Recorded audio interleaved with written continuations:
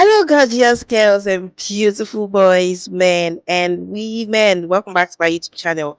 My name is Timothy Layo, and this is where we talk about real product management skills that actually matter in the trenches. I saw something like that, like in the trenches, and I'm like, oh, cool, in the trenches. Okay, so we are not in the trenches. You're not in the trenches, Jesus name, but you get me. All right, so today we are tackling something that can make or break your first weeks as a product manager. So your initial one-on-ones with each team members. So that's what we are going to be talking about today. Your first one-on-ones with each team member. So it's not like each team member, probably let's just say each department, right? So probably the engineering, the design, all of those people, right? So your first one-on-ones with them. So whether you are stepping into your first role as a product manager, you are joining a new team as a mid-level product manager, these conversations are very, very essential. They are pure good. So if you get them right, what you do is you build trust, you uncover hidden insights, and you also set up yourself for success. But if you get it wrong, you know when you're doing trade master, I think it's trade master. When you just be climbing, it's like climbing uphill for months. You just be going, you be doing, exactly. But if you have like if you start on the right, is it set yourself on the right foot or something? See, I'm not very good with proverbs, but yeah, you get me right. So if you are able to do those things very well, right, it is going to be very, very easy for you to transition into that role or quickly adapt into the practices in that organization. So why does all of these things, why do they matter? All of these things that I'm saying. What's the need? What's the reason? So when you are new to a team, right, you are essentially a blank state. Even if you are a product manager, like you've been doing product manager, or it's your first role, it is a blank state for you, like you are blank, and also a blank slate for you. So you are starting clean. Do you understand me? So you are starting clean, and you really do not know so much, even though you have the experience as a product manager, or you are just starting. So people don't know if you are going to be a micromanager, a hands-off ghost, or somewhere in between. They really do not know the type of person that you are.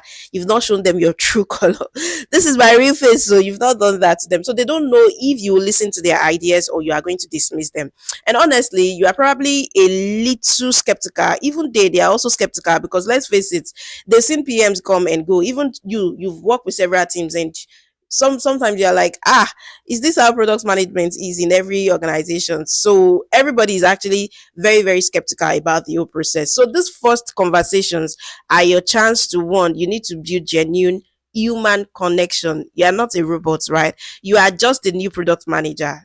I mean, fine, you may say, oh, I'm just a girl, I'm just a girl, I'm just a boy, I'm just a boy, I'm just joining. You are the new product manager, but you are not just the new product manager.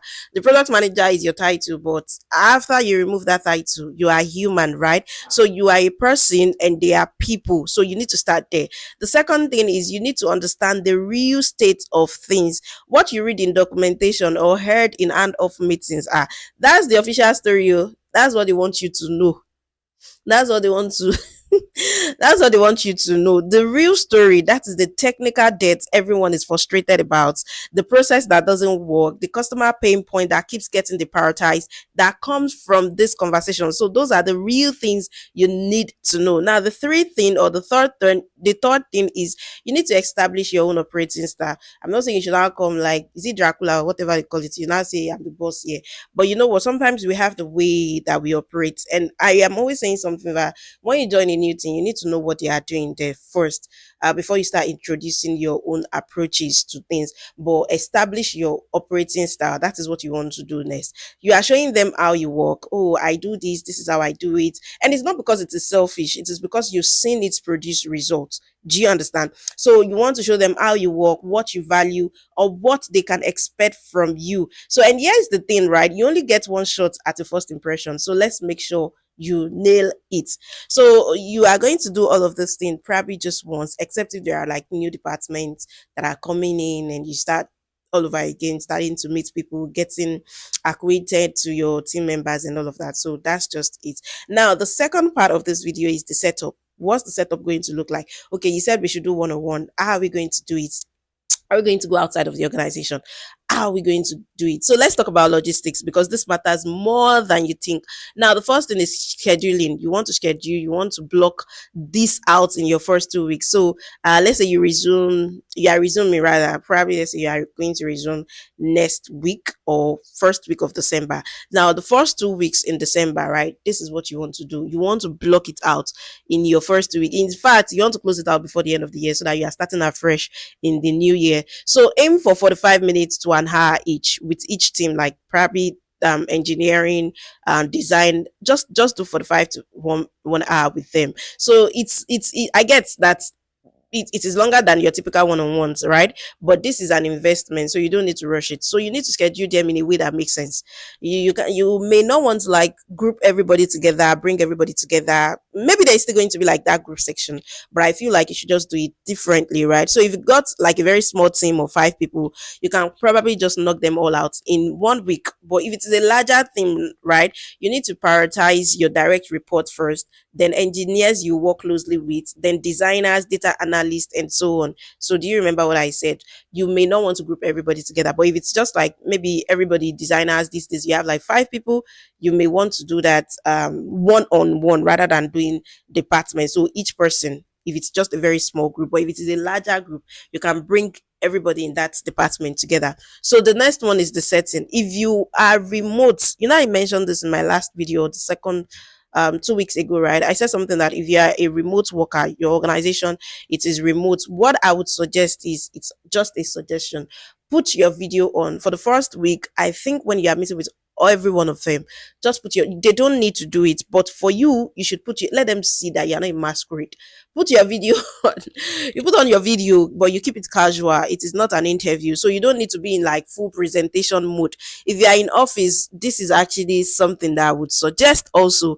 Ask them where they would like to meet. Some people love the casual coffee shop vibe, right? Maybe they just want you to come to their office rather than saying that they should come to your office, right? So you can just come down to our level. You can come and visit us in our office. Do you get? So others prefer a conference room where they can speak freely, and you need to give them choice because already it shows that you respect their preferences. Do you understand? So you need to do that. And there should be heads up. There should be heads up. When you send the calendar invite, you should include a short note, something like, oh, guys, I'm looking forward to getting to know you and learning from your experience. This is just a casual conversation, no agenda, no pressure. I want to hear about your work, what you're excited about, and any thoughts you have about how we can work well together. See you then. It is very, very casual. So this sets the tone collaborative, curious, not interrogative. You are not there to do interview for them. You are not there to come and be stressing them. It's just casual. It's just to catch on some things or catch up on some things or just get familiar with some processes. Now the third thing is the framework. So let's get into actual conversation. So I'm going to give you like a framework, but remember, this is not a rigid script. It's not something that you can always change, or it's just a guide. So you need to stay flexible and follow the conversation where it naturally goes. Conversation will always flow. If you start from how is your name, you can get what is your name rather. At the end of the conversation, when you are doing review, you just say that you've moved from, oh, what is your favorite color? What are your favorite books and all of that. But the initial question is, what is your name? Do you get? So now the first part is the human stuff. The human stuff. This should be like probably the first 10 to 15 minutes, right? You start here always. You always want to start. You want to know the person. If you don't know my name and you want me to give you money, will I give you? I don't think so. You need to know my name because my name is very sweet. So I want you to know my name. So you start here always. Don't just go straight into work talk. Don't do that. You can ask things like sometimes I feel like, oh, this is so personal, but you need to know people. You need to know people, and that is how you know people. You ask things like, how long have you been with this company? You're not asking about their daddy or their mommy. You're just asking about work, but not entirely work, about themselves or those people in the organization, them as the individual in the organization, not about probably company policy or all of that. So you are going to say, how long have you been with the company? What brought you here in the first place? What do you do outside of work? Any hobbies or passions? So that I know that 5 o'clock on the dot, you cannot get across to you because I've gone to the gym, right? So you need to also share a bit about yourself. It's not just about you alone, about them. You also need to talk about yourself. Oh, my name is XYZ. I actually did this. These are some of the things that I've done. And do you understand me? It is not an interview. It's a conversation. Some of you cannot. I need to start. Maybe I'll do another page where I'll be doing one. Some of you cannot hold conversation. You've done every conversation to interviews. Like, why you question me? Hello. So if they mention the love icon and you do too, you can talk about that.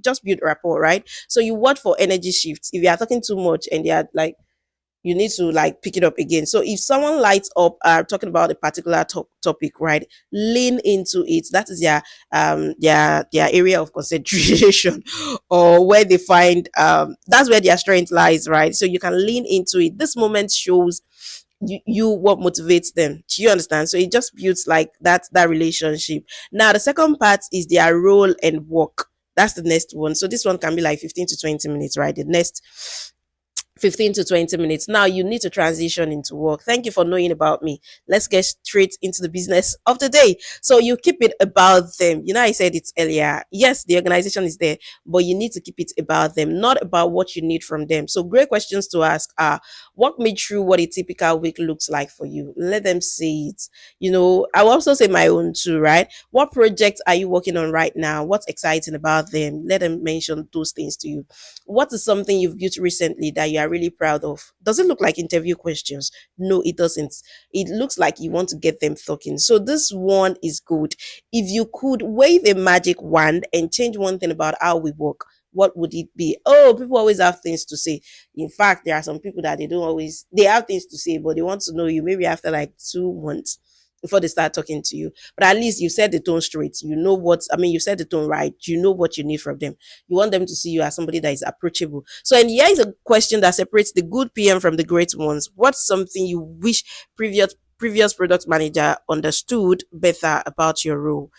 You can ask them that, and you know what they will tell you. So you listen, and I mean really, really, really listen to the answers. You need to take notes. I'm not saying that you start writing because that is actually very disrespectful, but we get into it. You take notes when someone tells you, oh, the deploy process is a nightmare, or that they never get enough context on why they are building something, or that retrospective feels like a waste of time. That's very, very invaluable intel. Like you are getting somebody to help you say, what do they call them? Most secrets, something, something. They are just telling you everything. You better put it in your treasure box or something. So it is very, very invaluable. Now, the third part is you can work. How can we work together? How can we work together and make things better? So the next 10 to 15 minutes, you are getting to the collaboration piece. You need to ask them, how do you prefer to communicate? Is it Slack? Is it email? Is it face to face? I don't want to say WhatsApp because WhatsApp these days feels very intrusive. But you can do Slack, email, Teams, all those ones wherever. How do we communicate? How do you prefer to communicate? Then, when you need something from a product manager, what's the best way to approach you? Let them talk. How do you like to receive feedback? Okay, do you want me to raise my voice? Do you like it when people raise their voice? Do you like it when I'm very subtle? Do you like it when you just see all of those things, and you need to flip it also. How would you like me to share context about upcoming work?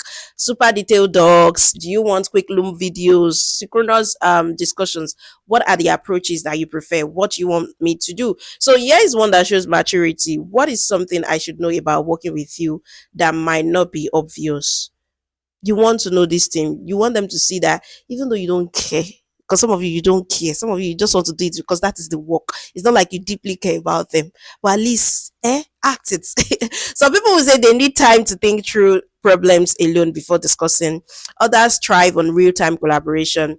Some want detailed specifications, others want flexibility to solve problems their way.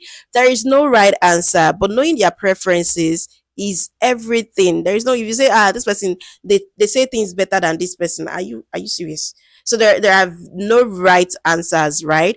But you should just take note of what their preferences are. Now, the fourth part is the reverse AMA. AMA is Ask Me Anything. This should be the last 5 to 10 minutes, right? Always end with, what questions do you have for me? You've asked them questions. Shey they too, they will not talk to you. They will not ask you questions. You've been talking. Let them also talk back to you. Let them ask you questions. And you don't rush this. Give them space to think. Some great team members who have been waiting the whole conversation to ask you tough questions like, oh, what's your take on technical debt? Even about the everything that is going on in the country. You might want to ask. They just also want to know you better, right? How do you make prioritization decisions, right? What happens when stakeholder wants everything at once? They want to see if you can defend them, or you throw them under the bus. They want to, and see, to be honest, even if you pretend, you sleep. because they will know that this is the type of person you are. So you need to answer honestly. If you don't know something yet, say so. That's a great question. I don't have enough context yet to have a strong opinion, but I'm going to be thinking about that in my first month. Can we revisit this? You are not a dollar, you are not Olodo, but you make them see that, oh, it's not like you have everything now. You are not a robot. You can always come back. We can always revisit it. So before we move on, let's talk about what not to do, because I've seen new product managers tank these conversations in record time. So don't make it about you. This isn't your chance to prove how smart you are or share your entire career history. I wanted to share my career history when I started this video to tell newbies, new journal, but I said no. Resist the urge to shall I let them go and watch previous videos so that they will, they will see what we do here. So you are there to listen. Don't make promises you can't keep. Ha! If you make promises, whoa, they will hold you by a jugular. If someone says we really need to refactor the authentication system, don't say great. Let's do that next sprint. Do you even know what next sprint is going to be like? You don't have enough context yet. Instead, what you say is, I hear you, help me understand why that's important and what the impact would be. Maybe they've been there. Let them tell you why it is important now and what's the impact going to be for the organization, for them themselves. Let them tell you what the impact is going to be. So don't gossip or talk negatively about previous product managers. I'm always saying this thing. Don't, you are not there to start tearing people down. That's not your business. Or you just want to pick one or two things, probably some things they did very well, and also look out for things that they did not. You are not there to tear anybody down. Even you are not perfect. I'm always saying this. So even if the team brings it up, stay neutral and forward looking. I can't speak to past decisions, but I'm here now and want to make sure we are set up well going forward. You don't need the details. You don't. So you don't take pages and pages of notes on your laptop while they are talking. Don't do that. It's weird and it feels like you are documenting them. It feels like you're writing a story about them. Don't do it. So you jot down key points, then expand on them right after the meeting. Don't skip the engineers. You're not the one that will write those lines of code. Haha. You're not the one that will write it though. I'm saying it loud and clear now. Don't skip the engineer. I'm pro engineers advocate. Do not skip the engineers. I see this mistake all the time. New products managers spend tons of time with designers and stakeholders, but rush through engineering one on ones. It's not good. Yeah, it's not good. So engineers have the most context on what is actually possible, what is broken, and what shortcuts we are taking. Don't overlook them. Those guys, they know everything. In fact, they don't speak. Oh, you don't see them on their laptop, but they see they see things. Now, after the meeting, what do you do? So immediately after the meeting, you need to block 15 minutes right after each one-on-one to expand your notes while everything is still fresh. We're talking about note taking last week. Don't say when I get to more next week I'll start adjusting it. Do it while your brain is still very, very fresh, very, very fresh. You need to capture key insights about the product or process, individual preferences and motivations, action items or follow-ups you committed to. Should be easy that said I'll follow up. Red flags or concerns that need addressing. So those are the things that you should do immediately after your meeting. Now the follow-up within 24 hours, you need to send a quick thank you note. Keep it personal. Some of you don't do it. You are not, you say thanks in apostle's voice. I would say, I'll send money to you. You say thanks. I was something for what's thanks? You say thank you. So you say thanks, or thank you for taking time yesterday. I really appreciated learning about whatever you guys discuss. I'm excited to work together on whatever projects they are passionate about or something that will be assigned to you later. Also, I made a note about issues that were raised. Let's definitely circle back on that soon. Now, the sentences is that after you've done all your essential one-on-ones, right, you need to take half day to synthesize what you learned. So look for patterns like, oh, are multiple people raising the same concerns? Are there gaps in communication or process? Who are the informal leaders and subject matter experts? What's working well? That you should protect. What are some of the practices, and what should we just take out? What should not be our focus going forward? So these sentences should inform your 30, 60, 90 day plan. Yes, in some organizations they will ask you to draft like a 30, 60, 90 day plan for yourself, so you should do that. You're not making changes in a vacuum. You are addressing real needs that your team as articulated. Do you see it now? So it's not just you coming, oh, I'm just joining this organization. I've been a product manager and I want to start bringing everything that we've done in my previous organization to this new organization. No, now you are playing a long game. So what a lot of new PMs miss is that this initial one-on-ones are not a checkbox exercise.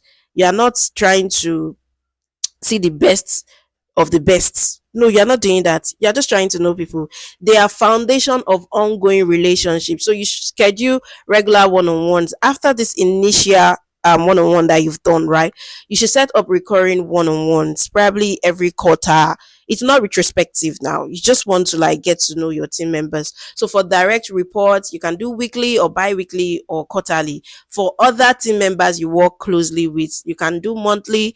That should make sense, right? Now, reference what you've learned weeks or months later. Bring up things from that first conversation. Damilare, you remember the first time that we spoke? You actually mentioned this thing. You said we should work on this process. What do you think about it? How is it looking now? Is it stable? Is it? Are we working towards how you envisioned it and all of that? So you say things like that. Oh, you did not mention. Oh, you were interested. Da da da. Like pick it from where they stop. Show that oh, you still remember some of the things that they've said. So this shows you actually listened and remembered. It is powerful. And you also need to adapt your style. Use what you learn about communication preferences. If your tech lead hates surprise Slack messages, send an agenda before your one-on-ones. If your designer thrives on whiteboarding section, you need to schedule those ones regularly. You need to also follow through. If you said you look into something, please do it too. Because who is going to do it for you? You committed to it, so you better carry it out. So if you can't fix any issue that they raise, what you need to do is explain why and what constraints you are working within. The fastest way to lose trust is to gather feedback and then let it disappear into a black hole. It's they will just be like the next time you meet them and you're asking them a question, they will just say, no, no, nothing. It's okay, it's fine. Oh, whatever you say. So now there are special scenarios. Like I said, there are different type of people you work you work it. So the first one is the skeptical veteran. So you know the one now. Those ones, you know them. They've been there for 5 years. They've seen 3 PMs come and go, and they are not impressed. So what are you going to do that is going to change their mind? They've seen. So what you don't do is that you don't try to win them over immediately. You need to acknowledge your experience. Oh, I know you've seen a lot here, and I really value your perspective on what's work and what is not. Do you understand? So then prove yourself through actions, not just words. So you they have to, those people. Oh lordy, they do what do they call it? Forensic analysis on your on your personality. So it's not just words. You have to prove yourself through actions. I'm not saying that you have to start doing more than, but I mean, based on what your JD entails, right? You should prove yourself. Let them know that you can do it. So this person will come around when they see you are competent and trustworthy, not before. It is after. Now, the second scenario is the quiet team member. Some people are not comfortable in one-on-one settings at all. They are not. Throughout that meeting, 1 hour, they will not say pim. They will not. So, especially with someone new, they are not going to say anything. So, what do? You make it easier. You ask specific, non-threatening questions. You share something vulnerable about yourself first. You give them processing time. You send questions ahead if that helps. And sometimes you learn more by working alongside them than in a formal conversation. Those ones probably they don't like 9 to 5. They are just there because where else are they gonna be? So that is it. So you do pair programming, design sections, or casual coffee chats. This one's it might work for those set of people. Now the third scenario is the person who unloads everything 10 minutes in. They started saying everything. They are telling you every problem the company has ever heard. What you do is you listen first. There is usually really real pain points underneath that venting of theirs. It doesn't mean that they speak gibberish or they speak a lot. It's just how they are. Some of us are very, very expressive, while some of us we are just we don't talk. Do you get me? So there's always pain underneath that venting, but also gently redirect. I hear you. There's clearly a lot here. Help me prioritize. If you fix one thing in the next month, what would have been the biggest impact? So you redirect that question back to them.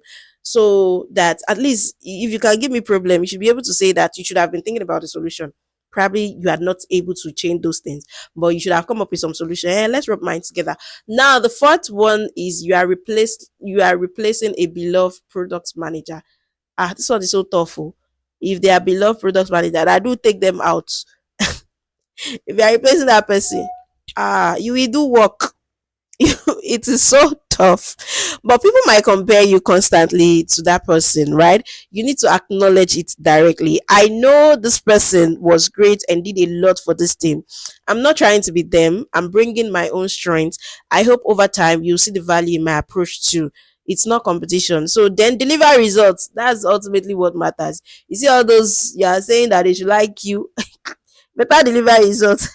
Deliver your polling units. That's what you are going to do. Now, in product management, we are always measuring success. So in this conversation about one-on-ones, we are also going to measure success. So how do you know that this one-on-ones that you've done, it went well? Now there are short-term indicators, there are medium-term indicators, and there are long-term indicators. The first one is team members are responding to your messages and engaging in meetings. These are short-term indicators, right? You are not hearing, wait, what's the contest here constantly? You see that they are actually paying attention to you. People are voluntarily sharing information with you. You are not holding them.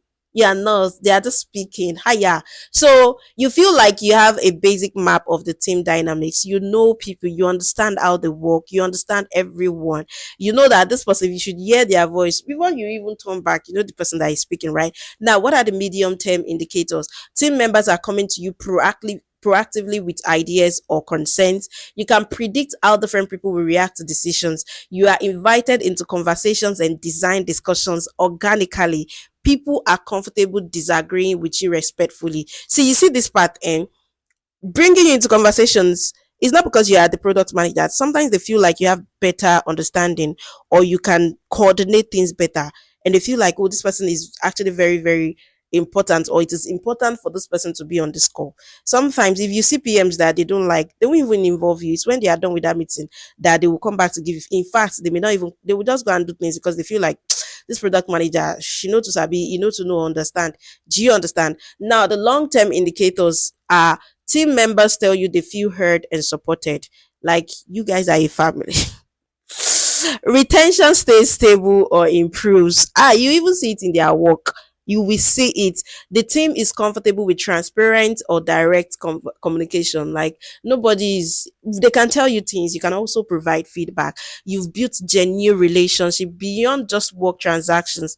I have that, and this is not just about me. I have that with my developers. They can tell me anything. We can gist about anything. We can talk about anything, and there is respect. There is mutual respect between us. When we want to gist, we gist. When we want to talk about work, we talk about work. We banter a lot, and it's always coming from a place of transparency, love, respect, and also commitment to work. Do you understand me?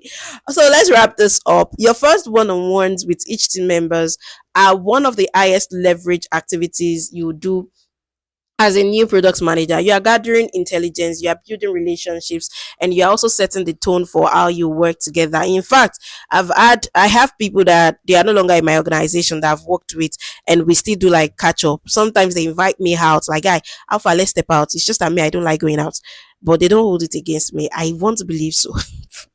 But the truth is that you are building relationships sometimes outside of work. I've worked with people and they've referred me some for some other gigs. We don't work anymore.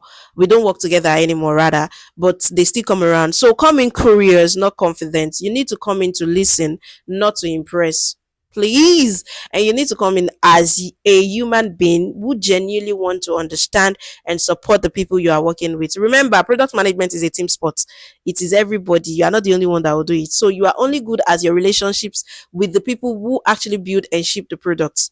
It's not just you. So those first conversations are where those relationships begin. If you miss it, it's gonna take a whole lot of process to get it back together. So take them seriously, be authentic, and give people your full attention. They are not giving you update. You are pressing your phone. Drop that phone. You're not dropping there. You are not typing. You're on Twitter. You're on this one. Oh, please give me 1 minute. Oh, please give me 1 minute.